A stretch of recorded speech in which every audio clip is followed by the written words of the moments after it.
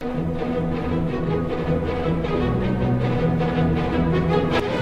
views expressed on the following broadcast do not necessarily reflect the opinions of KHLT Recovery Broadcasting or its affiliates.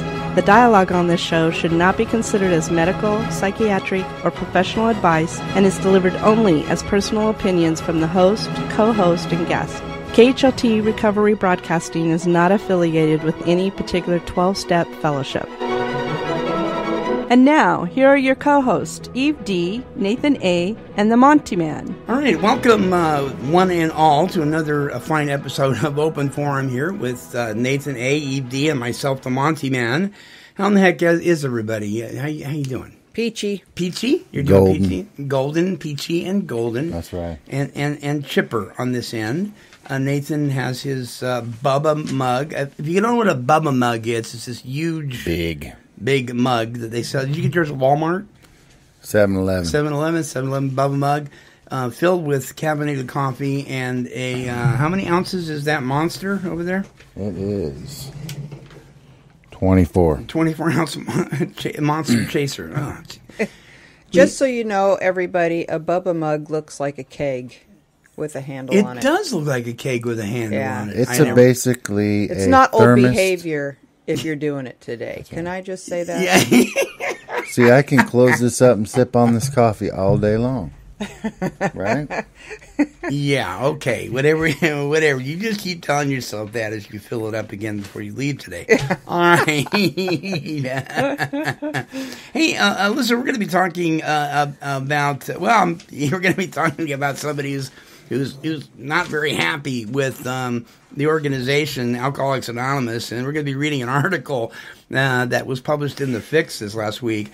And if you're interested in some really interesting coverage on recovery issues and addiction issues and so forth, visit thefix.com. But anyway, we're going to be talking about that, and we're going to have some fun with it too. Because it's amazing to me, this contempt prior to investigation thing, how far-reaching it can be. Exactly. With all of us as well as people that aren't one of us.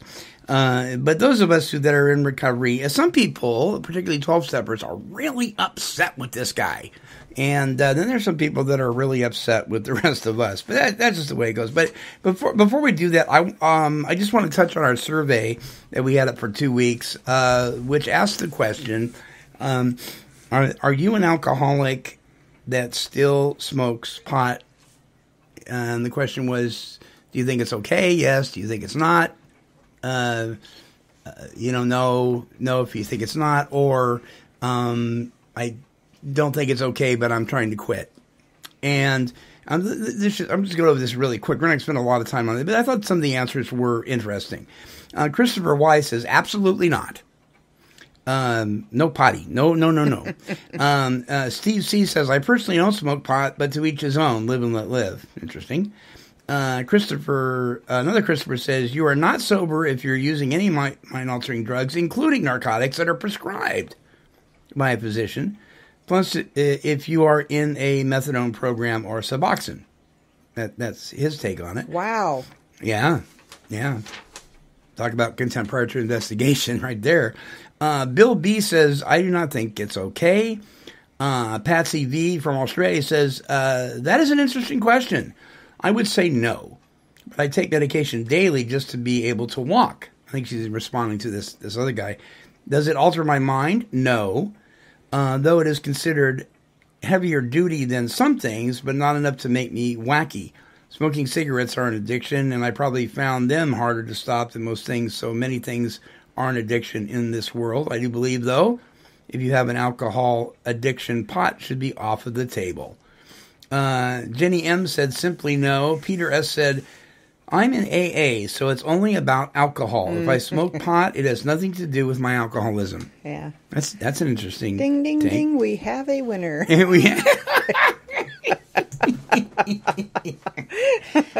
win the booby prize.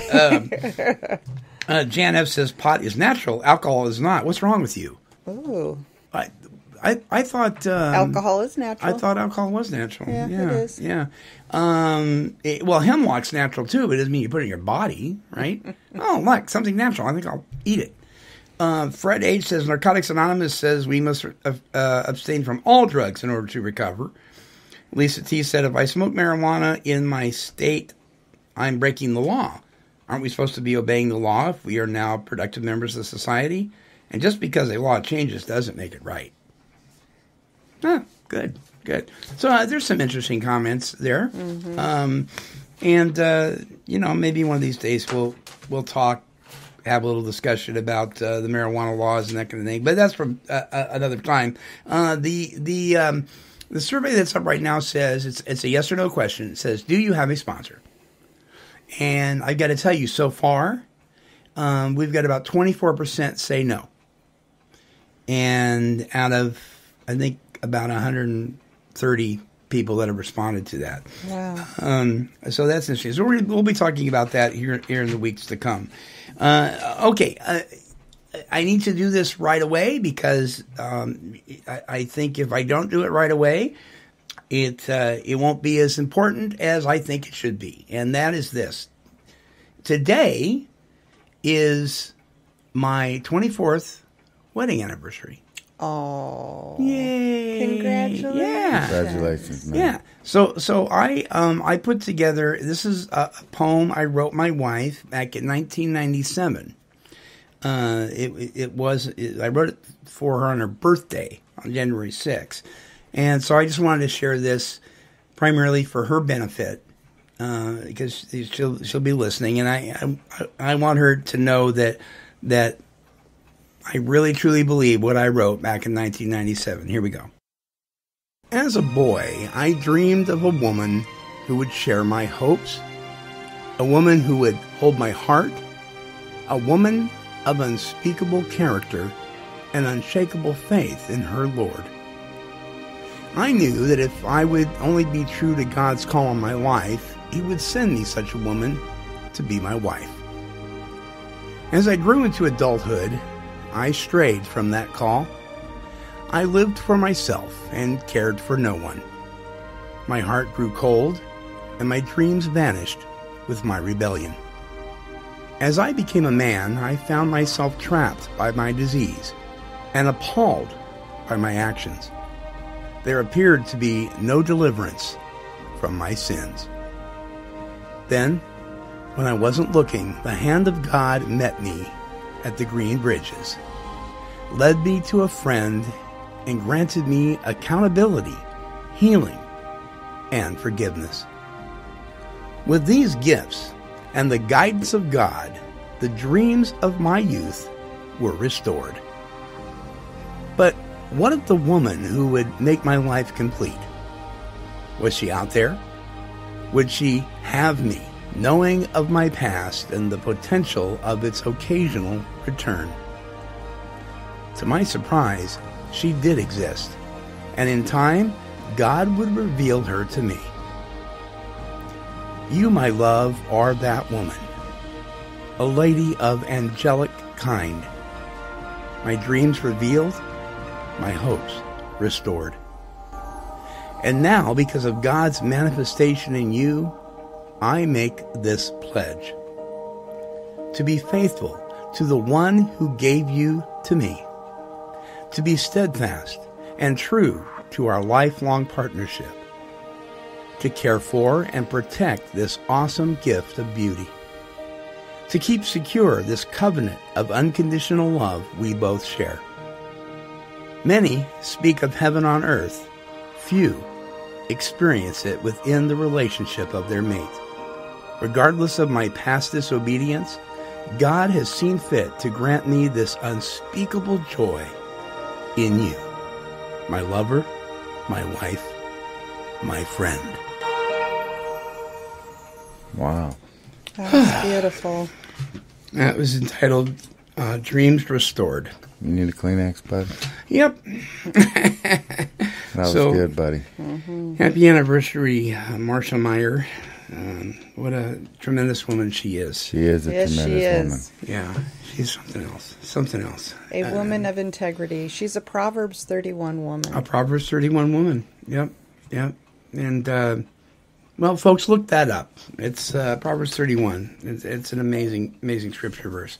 Okay, we're going to take a quick break, and when we come back, we're going to have a little fun before we venture into this controversial issue of 12-step fellowships or not 12-step fellowships when we come back. AA made all the difference in my life. I noticed that most of the goals I had as a kid were slipping by. I didn't feel like the person I hoped to be. After all those years of drinking, I really didn't know myself. When I was out there drinking, I was always looking for the next great party to make me feel all right. With AA, I found a better way of life. And I feel good in my everyday life, even without a drink in my hand. Alcoholics Anonymous. It works. Look us up. Check your phone book, newspaper, or AA.org. Okay. Listen, I understand that Cecil is a little miffed at me because we took last week off. And Cecil didn't get to come out and play. So, Cecil, are you there? Will someone please tell the Monty man I'm not speaking to him this week? Okay. I have a resentment. Well, I'm sorry, Cecil, but we all need a day off once in a while. Not speaking. Come on. Let's talk. Come on, Cecil. Not speaking. Sassy. Wow, I guess so. I guess Cecil's pretty mad. Well, listen, can we at least play Take 12 trivia? Okay, for everyone else, but not for you. It's time to play another game of Take 12 trivia. Thank you, Cecil. Yeah, whatever. All right, it's time for some really fun Take 12 trivia here. That's how Eve feels about it. All right, here's question number 1 on Take 12. Cecil, I hope you can forgive me. Eve smoked me. Not last week, but the week before. She smoked me. Yeah, she did. That's right. She did on the music, yeah. That was That the was music. ridiculous. Yeah. That made me angry. What?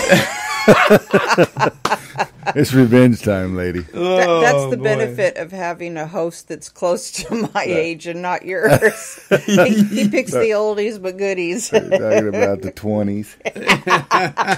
Whatever. Okay, here's question number 1. The H-4, more commonly known as the Spruce Goose, was the largest airplane ever to be built and first lifted off on November 2nd, 1947. The unexpected flight stunned onlookers who had never seen a plane so massive. The Spruce Goose's wingspan was 320 feet. Designed, constructed, and flown by Howard Hughes at the first trial run, the plane would never fly again. Final cost was $22 million paid by the federal government and $18 million paid by Howard Hughes personally. Here's your question. How long was that one flight? Was it 1 hour, 30 minutes, or 1 minute? I'm going to say 1 hour. 1 hour? 30 minutes. 30 minutes? Well, you're both incorrect. It was actually not even quite 1 minute Wow. in the air. Yes, indeed. That's a Feeling lot a of bit money. silly. What'd you say, Nate? That's a lot of money. Yes, It is a lot of money. Especially way back then. That was. Holy moly. Yeah. Right. That'd be, what, billions now? And you can see the Spruce Goose today At the over museum. Right? in Yeah. McMinnville. Yeah, Is it McMinnville. it's right up the road from here. at the Air Museum. Here's question number 2. There is a lawsuit every 30 seconds in the U.S. More than 50% of the time spent in U.S. courtrooms is over what kind of case? Divorce, car crashes, or trespassing? Divorce. I'm going to have to say divorce, too, even You though. say divorce too. Actually, it's car crashes. Yes. I was going to say that just because. Right? In the U.S., there are 18 doctors legally named. This is their legal names, okay? Doctor, one called Dr. Surgeon. There is also a dermatologist named Dr. Rash, a psychiatrist called Dr. Coach, and an anesthesiologist named Dr. Gass. A sex therapist living in Belgium's legal name is, and here is your choices, believe it or not, Dr. Condom, Dr. Fingers, or Dr. Comfort. What? It's a gynecologist? It's a sex therapist. Sex therapist. His legal name is Dr. Condom, Dr. Fingers, or Dr. Comfort. The weirdest one is Dr. Condoms, but I'm thinking it's going to be that even though, but I would say Dr. Fingers. Dr. Fingers? What are you saying? She's like, are you serious? If you say Dr. Condoms, you're probably going to be right. I don't even want to comment. I don't even want to. I'll take a fail on this one. I don't even know what to say. Well, Nathan, you would have been correct. It is Dr. Condom, spelled Condum. There's a strategy. Pick the weirdest answer, and it's usually right. Yeah. Here's your bonus question. 0-0, Eve. I know. We suck. Oh, man. This has been voted the most obvious warning label ever displayed by the Guinness Book of World Records. A, on the side of a chainsaw, do not attempt to stop chain with hands. Now, by the way, these are all true, but one of them was voted the most obvious. B, on a Zippo lighter, do not ignite in face. And C, on a road in Clements, South Carolina, caution, water on road during rain. So we have do not attempt to stop chain with hands, do not ignite in face, water on road during rain. Which one of those? I'm going to say A, do not attempt to stop with hands. What do you say there, Nate? What was the second one? On a Zippo lighter, do not ignite in face. Zippo lighter. Nathan is correct. It is the Zippo lighter. Uh-huh. Yeah. We are the champions. And that does it. We'll take 12 trivia for this one. Yeah, righty. All right, we'll be right back. I didn't think it was possible for me to be an alcoholic. I was 24 with a good career. I thought I was too smart and that alcoholism only happened to middle-aged men and celebrities. I thought something else was making me sick, shaky, and afraid to face people. Then I found AA and discovered it wasn't something else. It was alcohol. AA helped me find a new life. Alcoholics Anonymous. It works. Look us up. Check your phone book, newspaper, or AA.org. All right, and welcome back. Okay, so last week in the online recovery / addiction alcoholism research publication called The Fix at thefix.com, there was an article that was published, and it was an interview with a gentleman by the name of Dr. Lance Dodes. And the interview was conducted by John Lavitt of The Fix. And so we're going to kind of unpack this thing. And for those of you who are 12-steppers, regardless if it is a faith-based program or AA or NA or whatever it is, this might be a real good time to get yourself a warm glass of milk and a chair to sit in. Make yourself a turkey sandwich because it has L-tryptophan in it. Yeah. It'll help calm your nerves. Right. And if you're working on dealing with resentments today, this is your opportunity to grow. All right. This is how the article starts. We're going to be spending some time on this. By co-writing The Sober Truth with his son Zachary, Dr. Lance Dodes has ignited a familiar brush fire in the recovery community. His anti-AA book is making more of an impression than the usual attacks. His book takes a slash and burn approach to dealing with 12-step programs. Here's the first question in the interview. Anti-AA sentiment regularly comes up in the news. Why do you think this is the case, and how is your work different? And this is what Dr. Dodes responds. And we're going to unpack this. When we talk about why AA has been so fabulously successful in being accepted by the general public, It's the same answer as to why all of the other books seem to fade away. The people who are pro-AA and getting something out of it, the people who are devoted to it in a quasi-religious sort of way, have a huge influence. Many of them are successful in other ways, and they have risen to positions of prominence. This has always been the case, as we reviewed in the book in my book, from the incredibly positive and completely inaccurate review of AA written by Jack Alexander in the 1940s. The article was originally published in the Saturday Evening Post. That helped to promote the idea that AA was the best treatment for alcoholism. He goes on to say, on the other hand, it is also true that there is a kind of silent majority, although I hate to use that phrase.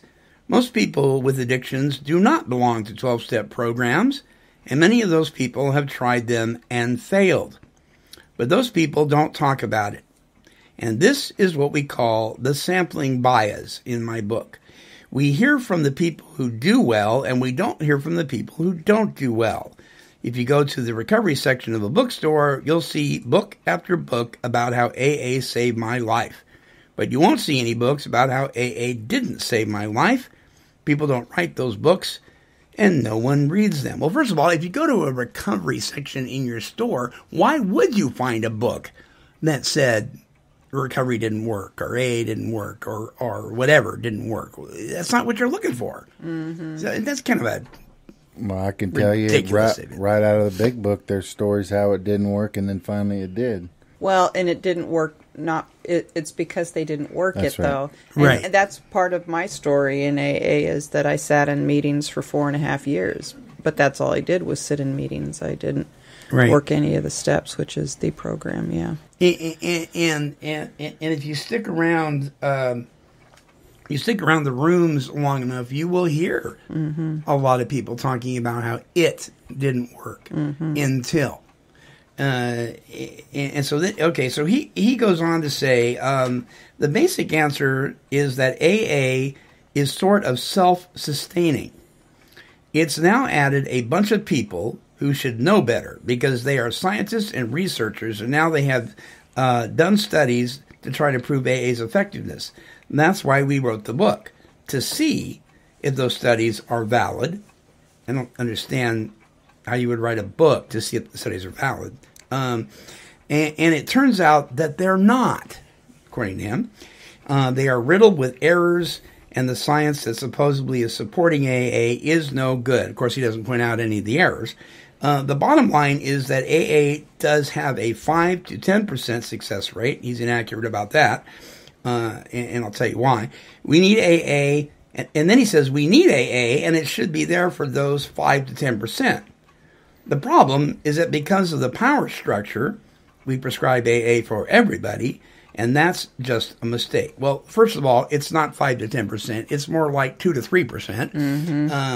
And that, again, is due to some things that are the 12-steppers' responsibility that we have not we've not stepped up to the plate. But it's not the program that's outlined's fault. And then he says this thing of the power structure, we prescribe AA for everybody. Well, first of all, yes, there are court systems that do that.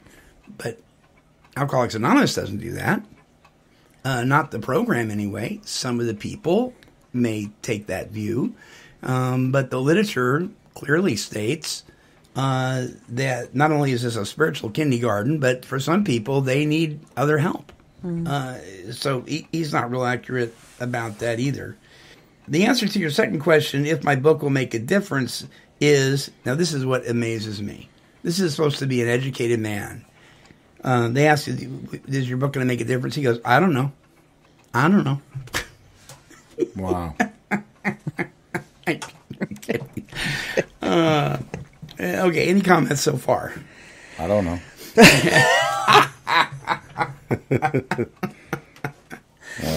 Can I just say something to the listeners? Yeah. This John Lavitt guy, because we all read this article, and he does a phenomenal job with these questions.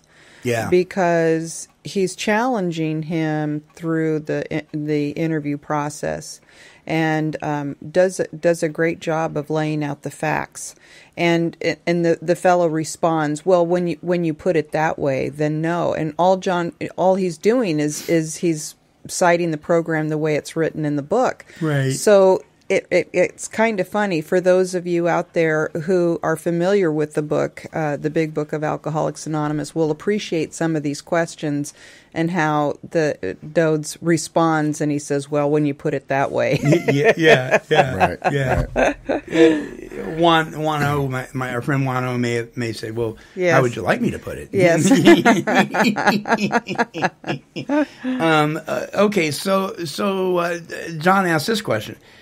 It's a 3-part question. He says, do you see a distinction between theory and practice when it comes to the 12-step programs in general and AA in particular? That's the first part. Then he says, is the theory behind the 12 steps as expressed in the Big Book the same as the practice of the program in the rooms? Mm-hmm. And then his third part says, should the two things be distinguished? Good questions. What you guys want to comment on that? I think that's a very good question, because that is the reason why we've got the 2 to 3% success rate. Exactly. If it was according to the program as it's written in the book and how they originally did the program of 12 steps, then we're talking about a totally different animal than what you see in the rooms now, where it's so watered down that the people that are talking about the program as it's written in the book are actually in the minority sitting in the rooms.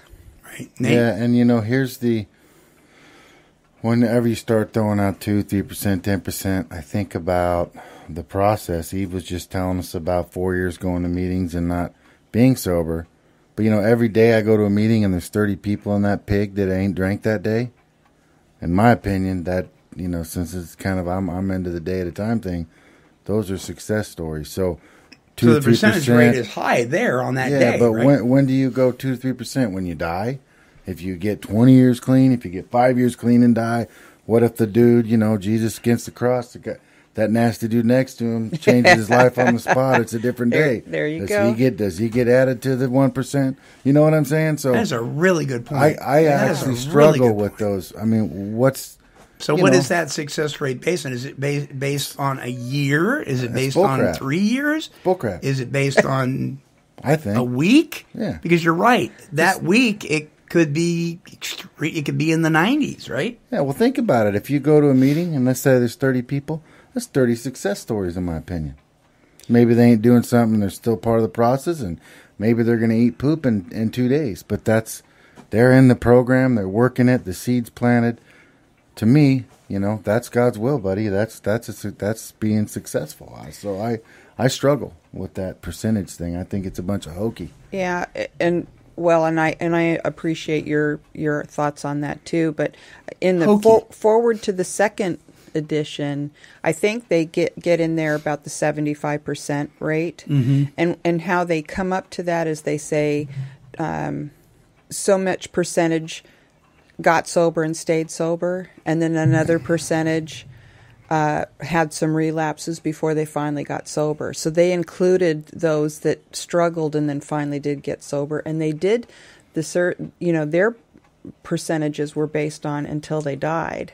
But how they get surveys now, I'm not really sure. But we can know that the 2 to 3% that they're getting through the surveys is similar to other surveys that are done that are studying success rates. Right. So we're all kind of on the same level playing field as far as how they're getting that information. Right. But if you want to talk about harm reduction, AA is a great form of harm reduction without any medication, because people do tend to become more productive members of society, even if it's for small periods of time or long periods of time, if they do relapse. I mean, I'm thinking about myself from where I started and where I am now, that every time I'm sober, I'm a more productive member of society. And at least in the times that I've been clean and sober, I have not been a destructive member of society. Right. And in that, I don't want to say I've never been one of those people that have been, outside my circle of harm is not much further than my door of my house. I mean, I've been very neglectful to my children and things like that, and that is harmful. So, it has lessened those harmful behaviors in the lives of some people that would have been progressively more and more harmful as time went on had they never experienced any type of time of recovery. Yeah. And that's probably getting off track, but no, but good word. Okay, so Dr. Dodd says, okay, that's a good question, and we tried to address that in the book as well. Since AA, now listen closely, since AA is intentionally unregulated, anyone can start an AA group. AA groups are very different from each other. Any one AA group may be composed of thoughtful, mature people who are simply there to help each other stay sober. Okay, so far, I have no trouble with that at all. Then he says you go to other groups and they have a power structure within them in which there are fundamentalist people who will berate you if you're not doing well and who will insist you buy into the religious aspect of AA. Half of that I do agree with, because there are people like that. Mm-hmm. There are such things as bad meetings. Sorry, there are. If there's no such thing as a bad meeting, well, then you haven't been to enough meetings. Alcoholics Anonymous, as a program, is unapologetically about helping you develop a relationship with a power greater than yourself to solve your problem. If they're not doing that, you're in a bad group. Period. So, because there's so little of that going on now, however, the thing about insisting that you buy into a religious aspect of AA, he's not accurate there.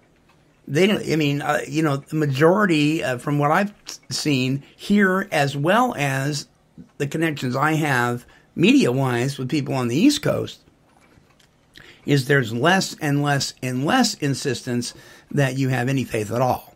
On the East Coast? Yeah. Yeah, it's stronger over there than it is here. Yeah. And I think a lot of that has to do with the Founding Fathers and that kind of thing.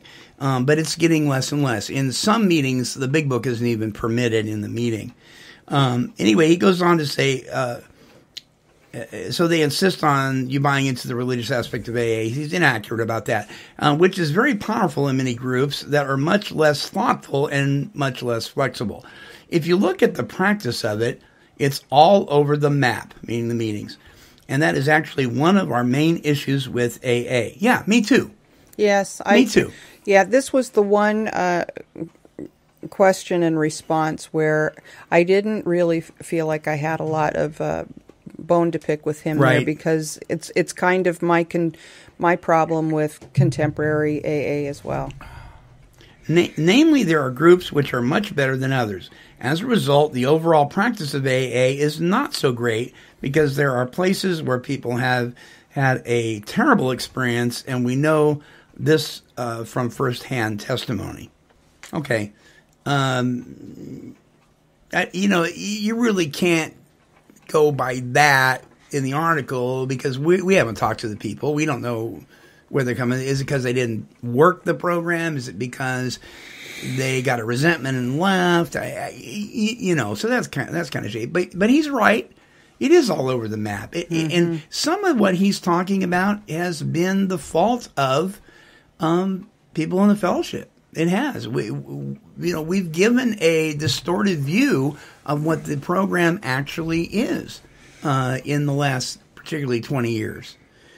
So I understand why some people have these opinions, but they're not doing a thorough investigation of the structure of the program. They're not. They're not. Just like some people that attend don't do a thorough investigation. He says, as far as the theory goes, I don't think that the theory has any merit whatsoever, actually. If you look at the 12 steps themselves, if that's the theory behind it, it's based on an idea that this deeply religious stockbroker, Bill Wilson, came up with, which was based on the Oxford Group, which was, of course, a very fundamentalist Christian organization. You want to comment on that? This very religious stockbroker, Bill Wilson. Yeah,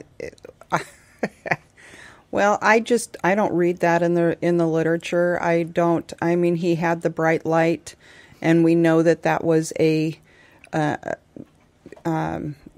of the scriptures. Remember, Right. We've talked about that before, and so we know that he had an experience where he became a Christian, but I don't see in the literature anywhere where he became a religious zealot. And, you know, as a matter of fact, I'm going to be blunt, Monty. I'm going to throw some of our stuff.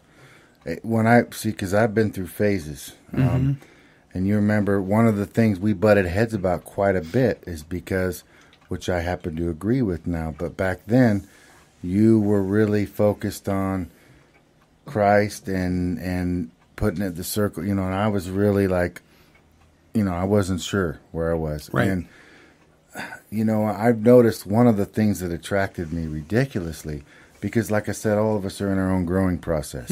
Now I've relieved, and now I'm on the same page as you, and it's great. But when I was going through that stuff, when people would come on strong, whatever, even though it's my issue, it's all me. Sure. But when I'm in my early recovery and that stuff's going on, I remember what it would do to me. And one of the things I've been in those arguments, like, guy says, you know, I went to church today and praised Jesus, and then people go, what are you doing saying that in a meeting? And it's about God that's, you know, as we understand him, you know, and in part of me, I still have great respect for that, because I remember exactly where I was. Where you were, yeah. Because, you know, it's, you know, and I've went all the way from native, I've smudged and sat in sweat houses to, you know, I've tried everything in this AA thing, you know, and I finally found a home with Christ. But what my main point is all of that growth that I did, it was all around some of the stuff. I loved how it gave me the opportunity to grow and learn, because if they would have said right at the beginning, this is a requirement for membership. Yes. Jesus, right. save your life, I'm going to do, well, that just eliminates me, and I mean, it wouldn't even fit. So I think the way that stuff was written was brilliant. But Yeah, like in the chapter of the agnostics, that is my favorite chapter. You can make a start anywhere. You know, Yeah. and that's one of my absolute favorite chapters, when it talked about the Wright brothers learning to fly. Yes. And it talks about, that was my favorite thing out of the book, that my limitations and what I was programmed all growing up, I put limitations on my growth with my higher power completely. You know what I'm saying? Just like the Wright brothers, the mathematicians, all the people said, dude, you ain't going to fly. That's for the birds. And they never gave up. They dreamed big, and they didn't limit themselves with their brain. Right. You know? And so that aspect I've noticed is the exact opposite of what he's saying, because most of my experiences, even though me and you sit in meetings as born-again Christians and we hear homeboy talking about being an atheist, we don't corner that dude. Right. No. We just say, yeah, and we love on him. And we know that he's in a growing process, because the whole thing's developed to get us to find our relationship. You know? That's right. But it's in time. It took me, Yes. brother, it took me 5 years to find where I was. Fighting and cussing and screaming the whole way, you know? And so I totally disagree with that statement in there. I think it's beautiful how it's written, especially in the steps. And you know, it's interesting here. He calls Bill Wilson a religious stockbroker. Bill Wilson came up with this thing based on the Oxford Rule. Well, first of all, Bill Wilson didn't. That's right. That was Dr. Bob. Dr. Bob did that. Right. So Yeah. again, his study is lacking here. He is losing credibility. That's right. The more he writes. And then he says, there is no reason to think that a spiritual approach to addiction makes any sense at all. Nothing against spirituality. Well, wait a minute. Either you are or you aren't. Again, supposed to be an intelligent person here. It's like somebody saying, well, I don't really mean to say this, but... And then they say it. It's like, well, if you didn't mean to say it, don't say it. So he's not against spirituality, but there's no reason that it makes any sense. It says, but it is the same as saying you should use a spiritual approach if you have a compulsion to keep the things on your desk parallel to each other, or a compulsion to clean the house. Okay. Makes no sense. If you're powerless, you don't have it in you. Right, I'm right. 100% hopeless without divine help. But this is a sometimes. guy that probably feels that, he's got he can just buck up and do it, that kind of thing. He might be, too. He might be. And that might be, and I would guess that he probably does have firsthand experience, or somebody close to him that just, pulled themselves up by their bootstraps and was able to get sober by self-will. And that's, we've had this conversation over before. And over, yeah. It's that type sitting in the rooms of Alcoholics Anonymous that's the most dangerous to the person coming through the door that's chronic. Mm-hmm. Right, because that's not the chronic person. Mm-hmm. Yeah. That's just the person that needs to grow up, and they can do it. Mm-hmm. And then he goes on to say, Bill Wilson just dreamed it up. And even though a lot of people can find some use for it, see, there he goes again. Either this thing, is good or bad. Come on. So some people can find some use for it, he says. It is still one of the main things that limits AA from being truly useful. We put a suggestion, and then he says this. We put a suggestion to AA in the book, in his book, that to make it more popular, they should take out some of the religious stuff. Interesting. That's nothing new. You remember the guy that went into Bill Wilson's office and said, "You got to take this God stuff out of here." And to appease him, he said, "Okay, we'll make it God as you understand." Well, that's the answer. Yeah, that's the answer. It says, because the religious aspect has no bearing on the problem. Bill Wilson originally said, now this is really interesting. He says, Bill Wilson originally said that addiction is a failure by a person to be closer to God. And he later changed this for marketing reasons into a failure to be closer to a higher power. If the idea is that we are sinners and we need to be closer to God to be free of our addiction, I think that is utter nonsense, he says. So it's interesting. He just said, take the religious aspect out of it. Then he criticizes Bill Wilson for doing the very thing that he just said that we should do. That makes sense. I think it was a genius move what Bill did. Because if it's open for everybody, and everybody can go there and feel safe, and we'll let God do the work and grow. That's the beauty of it. And Eve knows, and I know that a relationship with God is not what. Let's use the inappropriate definition of religion, or the inaccurate one, I should say, that we've all heard for years. True religion is something totally different. But for our sake of argument, let's say that's a bad word. Okay, so we know that a relationship with our Creator isn't a religious one; it's a relationship. Yeah. So for him to suggest that we take the religious stuff out, and then Bill Wilson turns around and does that, and then he criticizes Bill Wilson for doing that, and says that he was doing it to make money, basically, is amazing. Okay, so the interviewer says, "Can you clarify your position on the genetic background of alcoholism? Although your book refutes the disease model of alcoholism, you seem to agree with the idea of a genetic predisposition. For example, you mentioned how alcoholism plagued the family line of Bill Wilson. Is there a genetic predisposition towards alcoholism, and what does such a genetic predisposition imply?" You're not going to believe what he says.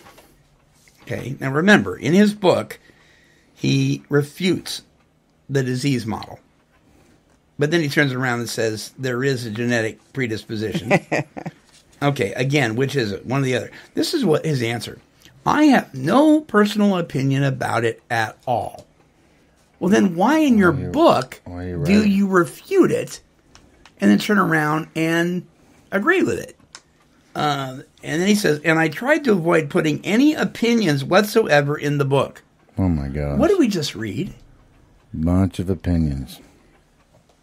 He says, there is, however, a lot of scientific literature about it, and the literature suggests that there is some evidence for some genetic loading or some genetic influence in some people with alcoholism. But those studies are also quite inconsistent. He's confusing me. Man. The one study we cited specifically in the book was the twin study. If you take two people who have exactly the same genes and one of them has alcoholism, the statistical likelihood is that the other doesn't. It would be hard to say it's a genetic illness if that's the case. Why? Illnesses jump generations and siblings all the time. Yeah, and when he says twin studies, are these identical twins or fraternal twins? And actually, the only twin studies that I've heard of are the ones where twins are split at birth. You know, they've been adopted out, and actually the twins do have, you know, it depends on what they're raised in, whether they're raised in an alcoholic home where alcohol is being used or a more strict home, and it doesn't really matter. The person that is that has the disease will become, you know, is going to manifest that disease later on in their life. So actually, I mean, I'm not familiar with which twin studies he's referring to, but it would have been helpful if he would have said identical twins, because then if that is not a connection, then even though it doesn't change my mind that it's genetic, there's a genetic component to addiction, it would still matter in the overall picture. Because then, but we've talked about this before too, because there's another genetic factor that scientists are not aware of yet, but there sure is there, because 1 in 5 people, remember we talked about this on a previous show, that don't have that obvious genetic predisposition towards alcoholism, if they drink enough, they cross a line and become alcoholic. So it's like there's some sort of like a dormant gene that's triggered. And in my own life, like I have 2 autoimmune diseases, and they were dormant until I experienced severe stress in my mid-30s, and then they surfaced. That's a prime example of like something that's there. Nobody in my family on either side, I mean, some of them have autoimmune problems, but not like I have them. Yeah. So what's up with that? But yeah, it was after extreme stress that those surfaced. So it's the same sort of deal, and he's just not specific enough in his research or in his answers to John to convince me that he knows what he's talking about. I would actually like to challenge the guy. I would like to challenge the guy to go to 5 meetings and tell me that there isn't God's work going on in there. Well, he's not going to be looking for. He's not going to be looking for. You follow me though? If he sees God's work, it's really going to tick him off. Okay. So. Well, if you see an old turd like me staying sober and having a family and going to work, you're like, damn, that's a miracle, right? And there's a lot of them. I see that. That's right. I see that that's one of the things that my recovery needs. I need to see that. Yeah. I need to remember where I'm at and remember, man, this is amazing stuff. And then I know that a lot of the times we get real critical and we try to overanalyze things, and I'm the worst at it. And sometimes just the simple answer is, dude, that it works, you know? And there's a certain magic about it, you know? Yeah. I don't know. I like to find, because you can find flaws in damn near anything. Oh, yeah. If you interpret it, you know? You bet. Once you put the human element in there, we muddy it up. We goof it up. He says, then he contradicts himself again. I would say that I don't deny there's a genetic influence. Well, he just did, because there is for almost anything. But I don't think the studies are good because they don't include everybody who has this kind of trait, if you want to call it that. But I would rather call it a symptom. Interesting, because he's saying what we have said all along. Yeah, that the alcohol problem is but a symptom of our disease, our spiritual malady. So obviously he hasn't read that. I don't think the statistics are very good for that, and you can't rely on them. Now, if you said to me if there was a genetic factor, how would I explain it? I can't explain it. That guy is just all over the place, man.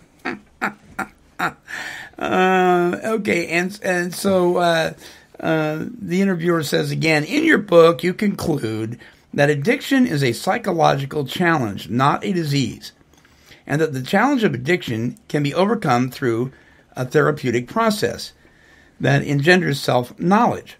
It is well known that such therapeutic strategies of treating addiction have not worked in the past. Why would the result be different this time around? And he says, okay, that is the one place in the book where you could say that you might criticize the wording of it. So are you saying, doctor, that, ooh, you got me? What I should have said, so then he corrected himself, what I should have said is that everything I say about that works for some people. It was unintentional to suggest that it is the way to treat everybody. However, I will stand my ground about the idea behind it. To call addiction or alcoholism a disease doesn't help understand it, and I have always felt it interferes with understanding it.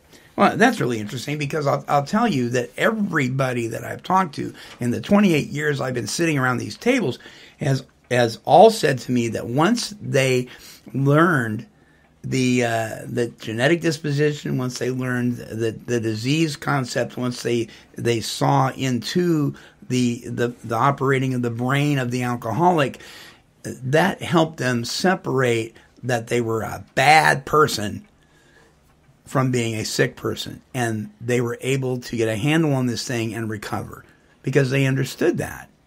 So to say that this doesn't help people understand is ludicrous, because it has helped thousands of people understand. He says, when you add the label in there, it tells you the label of disease. It tells you nothing and kind of confuses matters. Second of all, I don't think it's accurate, because we know that people can switch from addictively to compulsively using alcohol to addictively or compulsively gambling or addictively or compulsively having sex or shopping. We know that because that really happens in the real world. Well, yeah, because again, he's right. It is a symptom. So people do switch addictions because the alcohol, it comes with its own problems, of course, if you're physically allergic to it, but that is not the problem. The problem is not being able to deal with life on life's terms. He says, so what's the disease if the disease is that you have compulsions that shift from one thing to another? I don't need to call that a disease because I already know what that is. It's called a compulsion, and it's been well studied for over hundreds of years. It does have a psychological basis. Your point that it has been studied and it doesn't work well is true, but I'm not sure it has been well studied. He's not sure. People have been studying and using cognitive behavioral therapy, but the kind of treatment I'm talking about hasn't existed. It really hasn't been studied, and I wish somebody would study it. He just talks in circles. It has been studied. It hasn't been studied. It hasn't been studied accurately. It's been studied by a lot of people. I wish it'd be studied. I wish somebody would study it, but nobody studied it. But I think people have studied it. I don't know. Okay, he says you refer to Carl Jung as the eminent psychoanalyst. In the book, you clearly must respect him. Why do you disagree with Carl Jung's belief that a spiritual solution is necessary for an alcoholic or an addict? And this is how he wiggles out of this. I don't have any particular respect for Carl Jung, and I believe your reading of that is not what we intended. He was an eminent psychoanalyst at the time. Eminent meaning well-known. Not because he was such a great analyst, because he was not. His backing of AA is one more example of why I don't respect him or his work. He recommended religion as a way to be cured of alcoholism. And it's a position I do not respect, and it's one of the reasons he's not well respected totally in my field. Well, first of all, he did not recommend religion. Especially at first. At all. And he never said that there was a cure for alcoholism. And the few times that word is even used in the literature, it's taken out of context by most people. So he's all over the map. You know what? You know what that guy reminds me of? He reminds me of the guy that says, I'm going to wake up today. Let's take God out of the Pledge of Allegiance. For what reason? So, I mean, what harm does it do? The dude just gets a hair up his rear and pushes it, Right. For no reason. Right. But we have to respect that. You're basically taking, it just, it's just like I totally agree that the AA, it's kind of adapted. Like chicks weren't allowed to go to meetings and they weren't allowed to speak, and now we got NA and AA coming in there and talking, that's kind of different, saying we're alcoholics and we're addicts, but that's where we as people fail, is when all that change and that adapting starts to happen. Some of the fundamentalist things that made it what it is. Disappear. Some guy like that just starts squawking because he wants to squawk for whatever dang reason. Yeah. There's just no point in it.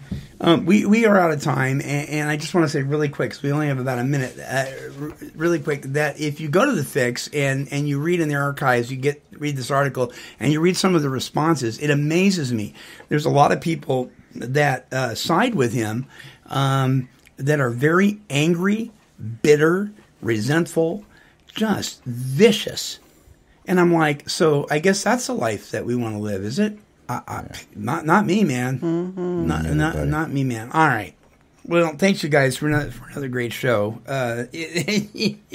We'll see what kind of response we get on this one. Stirring the pot, Monty, man. Stirring the pot. All right. And by the way, we're not claiming any affiliation with Alcoholics Anonymous. Nobody sat here and said, I'm a member of, or anything like that. So don't get your horse feathers all in an uproar. We're simply stating our opinions. Each our opinions. You know what opinions are like. Yeah, that's Everybody's got one. All right, everybody. Until our next broadcast, this is the Monty Man along with Nathan A. and Eve D. We're wishing God's perfect serenity for you.